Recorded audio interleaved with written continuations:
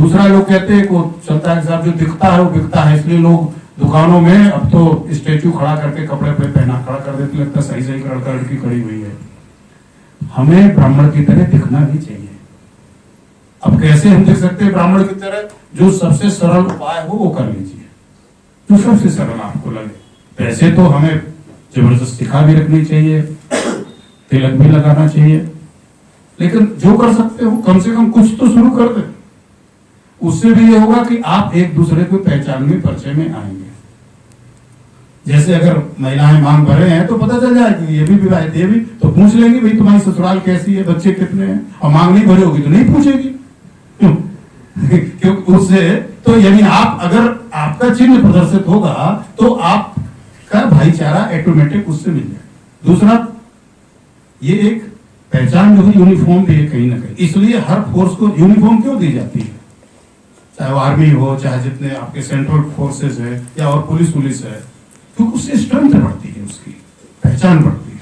मैं कहीं ठीक इसी प्रकार से जब आप तिलक लगा के चलेंगे तो वो चीज आपका मैसेज वहां भी जाएगा, मतलब सर्वत्र जाएगा। मैं अभी कह रहा था कि एक दो लगाएंगे तो हो सकता है टोका टाकी हो, जब सब लगाएंगे तो कैसे टोका टाकी होगी? जब सब वही करेंगे तो कैसे टोका टाकी? अभी 25 दिसंबर आएगा, सब दुर्भाग्य से सेंटा क्लास बनेंगे, तो जब सब बन जाएंगे वैसे कोई लगाए घूमे तो लोग मजाक उड़ाएंगे, जब सब वही लगाए घूमेंगे तो लोग बड़े खुश होंगे, ताली बजाएंगे। तो यानी ये चीजें हम लोगों को शुरू करनी चाहिए। अखिल भारतीय ब्राह्मण एकता परिषद, जिसका हम भी भाई जी कहेंगे इनको, इन्होंने जिक्र किया, तो 7 चीजें हम लोगों ने निकाली है। क्योंकि हमारे साथ मतलब पूरा वैसे तो सभी लोग हैं और बहुत सीनियर ऑफिसर्स भी बैठ कर हम लोग विचार विमर्श करते हैं कि किस तरह से ये चीजें की जाए। तो उसमें 7 संकल्प हम लोग बोलते हैं, 7 प्रतिज्ञाएं हम लोग बोलते हैं। मुझे याद है, दिखाने की जरूरत नहीं। वो नंबर 1 बहुत आसान है, सब लोग ध्यान से सुनेंगे। नंबर 1 है, हम कभी ये नहीं कहेंगे कि ब्राह्मण एक नहीं हो सकता। एक संकल्प पूरा, किसी कोई दिक्कत? छोटे बच्चे जो पीछे बैठे उनको कोई दिक्कत तो नहीं? कि ये बात हमें बोलनी नहीं है। बस ज्यादातर हम ही लोग निगेटिव बातें अपने बारे में फैलाते हैं, हम ही लोग चर्चा करते हैं आपस में। ये बात हम नहीं बोलेंगे। किसी सभा में जाइए ना जाइए, मीटिंग में भाग लीजिए, किसी संगठन जुड़िए ना जुड़िए, कोई फर्क नहीं पड़ता। कम से कम भगवान के लिए ये बात मुंह से बोलना बंद कर दीजिए। नकारात्मक बातें, क्योंकि ध्यान दीजिए, कभी आपके मुंह से निकली हुई बात समाप्त नहीं होती है। ये रेडियो आप कैसे सुन लेते हैं? यानी कहीं ना कहीं पर्टिकुलर हर्ट्ज और वेवलेंथ में जाके ये है, और ये हजारों लाखों वर्ष बाद भी सुनी जा सकती है। इसलिए जब भी मुंह खोलिए तो अच्छा अच्छा बोलिए, अन्य मामलों में भी, घर में भी। तो एक हो गया, हम कभी ये नहीं कहेंगे कि ब्राह्मण एक नहीं हो सकता, ठीक है। दूसरी चीज, हम अपने बंधु की कभी निंदा नहीं करेंगे, चलेगा? कोई दिक्कत नहीं, चाहे वो जो कोई अपने को ब्राह्मण कहता है और लिखता है। और हम तो कहेंगे जो हमारा समर्थन भी करता है वो हमारा भाई है। ये जो हम बंधु शब्द का प्रयोग कर रहे हैं ये व्यापक है। जितनी भी कैटेगरी हैं, महापात्र हो, गिरी हो, पंडा हो, भट्ट हो, या और भी जो आपके यहाँ जिनको आप छोटा ब्राह्मण समझते हो, मोटा ब्राह्मण समझते हो, जो कोई भी है, इसमें कोई दिक्कत, मैंने कहा बाद में प्रश्न कर सकते हैं। वो सबके प्रति हम इसी पॉलिसी को एडॉप्ट करेंगे, कोई दिक्कत। 5वां बिंदु है, हम जो कुछ कर सकते हैं अपने बंधु के लिए वो करेंगे। जो कुछ में हम भ्रमण पर थे और इधर आए तो ये हुआ कि साहब ताई जी और बहन जी से दोनों मुलाकात हुई थी हमारी, बीच बीच में बातचीत हुई, आपके कार्यक्रमों की जानकारी भी होती थी। फिर हुआ आप सबके साथ बैठे, तो कोई नुकसान करके नहीं बैठ रहे, हम तो आए थे यहाँ। नुकसान हो भी रहा होगा तो भाई जी का हो रहा होगा, इन्होंने बुक वगैरह अगर इसका किया होगा, वो हम बाद में बात करेंगे।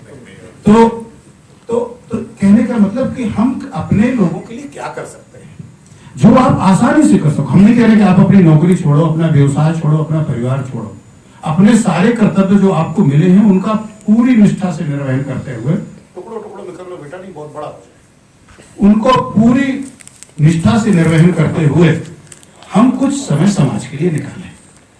अभी रामाधारी सिंह दिनकर जी की बात हो रही थी, क्या सुना मैं आपका? मिश्रा जी, नहीं नाम मैंने पूछा, ये तो आपने पूछ बता दी। पंडित नागेंद्र नाथ। अभी हम लोगों ने संकल्प लिया पंडित तो उन्होंने कहा कि जिसको नहीं निज जाति तथा निज धर्म पर अभिमान है वो नर नहीं है, पशु निरा है और मृतक समान है। और अभिमान करने का मतलब ये नहीं है कि हम दूसरों को छोटा समझेंगे, नीचा समझेंगे। आप उसके गौरव को बढ़ाइए। हम जिस जाति जिस धर्म वर्ण में पैदा हुए हैं उसके गौरव की वृद्धि करनी है। लोग लगे कि हाँ ये ब्राह्मण का बालक है, ये ब्राह्मण की बेटी है, अच्छा ये पंडित जी हैं, मतलब कितना विनम्र बोलते, कितना अच्छे से बोलते, कितना सहयोगी इनका वो है, कितनी सामर्थ्य है, कितना कॉन्फिडेंस है इसमें। नहीं तो पता चला जैसे सभी भेड़ की तरह चल रहे वैसे हम भी चल रहे, कहाँ कर रहे। मतलब जिस वर्ण में उसके हमें गौरव को बढ़ाना है। तो जो हम कर सकते हैं समाज के लिए, मैं ये बात कर रहा था, जो भी कर सकते हैं, हम किसी परिषद संगठन से जुड़े होंगे, कोई फर्क नहीं पड़ता।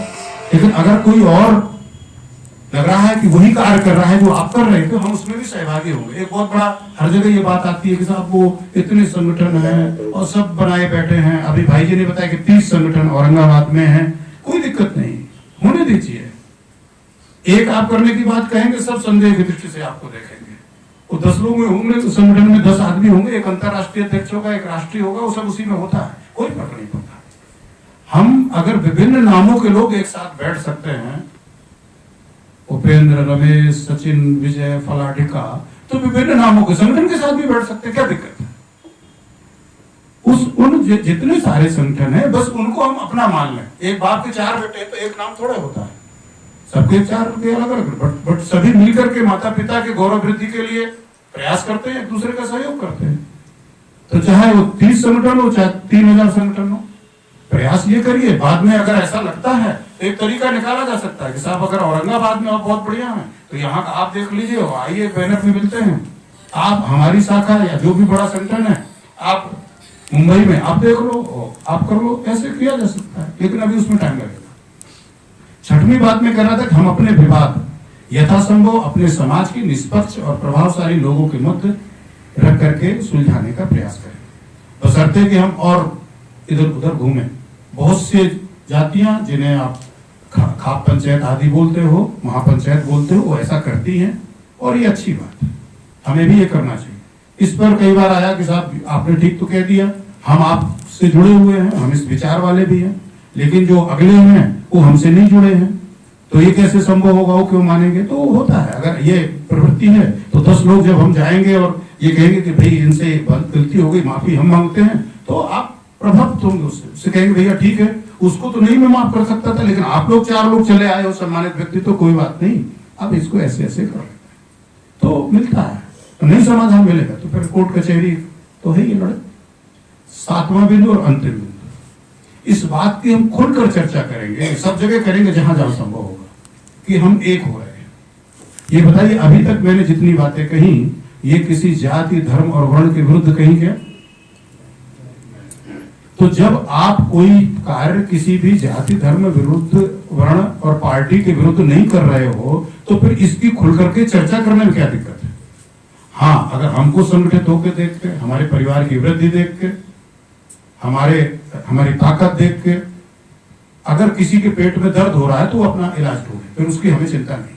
अगर उसको ये पीड़ा हो रही है और ऑलरेडी सारा समाज संगठित है, बस दुर्भाग्य है कि वो आपके विरुद्ध षड्यंत्र करके संगठित है, आपको गाली देकर संगठित है बस।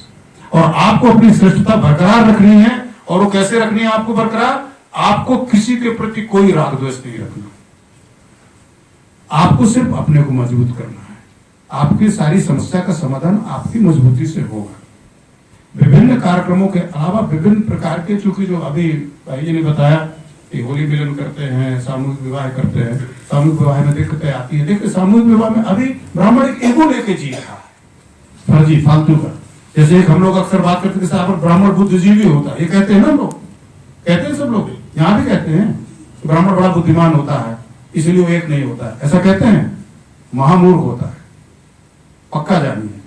अगर ऐसा नहीं होता तो आज युग परिवर्तन के बाद हम लोग भी मजबूत नहीं हो गए। आज हमें सब कोई गाली देता है, जगह जगह कोई पूछता है, फिर कैसे कह दिया? फिर अपने मियाँ मिट्टी बन रहे हैं, ब्राह्मण बड़ा बुद्धिमान होता है, बड़ा विद्वान होता है। कोई और कहते मिला आपको ये बात आपके अलावा? ऐसा नहीं है। क्यों? अगर होता तो हमने भी अपनी रीति नीति बदल ली होती। युग परिवर्तन के साथ हमने रास्ते बनाए होते कि साहब हम भी मजबूत हो। वो लोग जिनकी इस देश में हमसे पसंद की संख्या नहीं है, 1/10 नहीं, 1/100 नहीं, इसलिए वर्ग बनाए गए। वो वर्ग बनाए गए क्योंकि जिससे कुछ तो मिल जाए।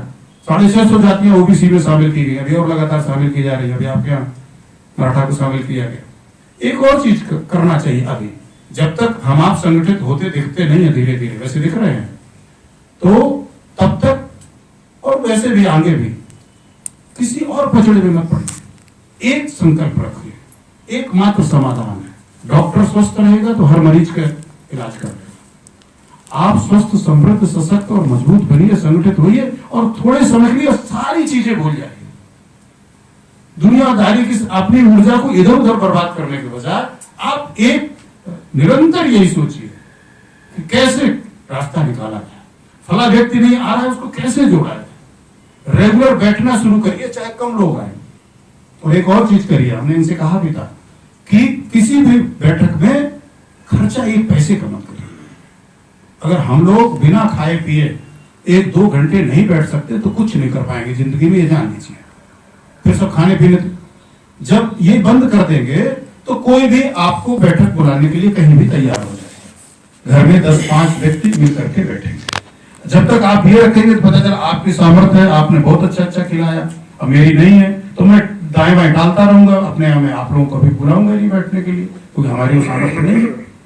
और संगठन में ध्यान दीजिए, मजबूत वही लोग होंगे जिनको आज आप छोटा समझते हो और जिनको आप हीन ब्राह्मण समझते हो, कमजोर टाइप का। जो विवाह में दिक्कत इसीलिए आ रही है क्योंकि हमारा ईगो अपनों के प्रति बहुत चलता है। शेष तो कोई हमको मानने वाला नहीं है, लेकिन हम अपने से बहुत ज्यादा मतलब कि आपस में ईगो रखते हैं। तो वही ईगो आड़े आता है जो आपके सामूहिक विवाह के आयोजनों में लोग स्वयं से मतलब अपने बच्चों के साथ पार्टिसिपेट नहीं करते। वो ईगो ही आड़े आता है। उसके लिए आपको नीचे के लोगों को, जो बेचारे बिल्कुल बहुत नीचे हैं, उनको कांटेक्ट करना पड़ेगा, या जिनके विवाह नहीं होते उनको कांटेक्ट करना पड़ेगा, या जिनके अगर लीगल उनका डाइवर्स हो चुका है फिर पुनर्विवाह होना है, उनको संपर्क करना पड़ेगा, या जिनकी आयु काफी हो गई है और उम्मीद खत्म है उनकी नजर में, उनको संपर्क करना पड़ेगा। ऐसी बेटियां और ऐसे बच्चे आपको लाने पड़ेंगे, तब ये कार्य संभव हो पाएगा। शेष आप सोचोगे कि जो दहेज मांगते घूम रहा है अभी या कुछ भी नहीं मिल रहा है, अपने घर से ही लगा के दिखा दे रहा है कि साहब मैंने तो अपने बेटे के इसमें, तो सोचता है कि शायद ये कोई बड़प्पन की बात है, तो वो व्यक्ति इसमें पार्टिसिपेट नहीं करेगा। मेरे ख्याल से हम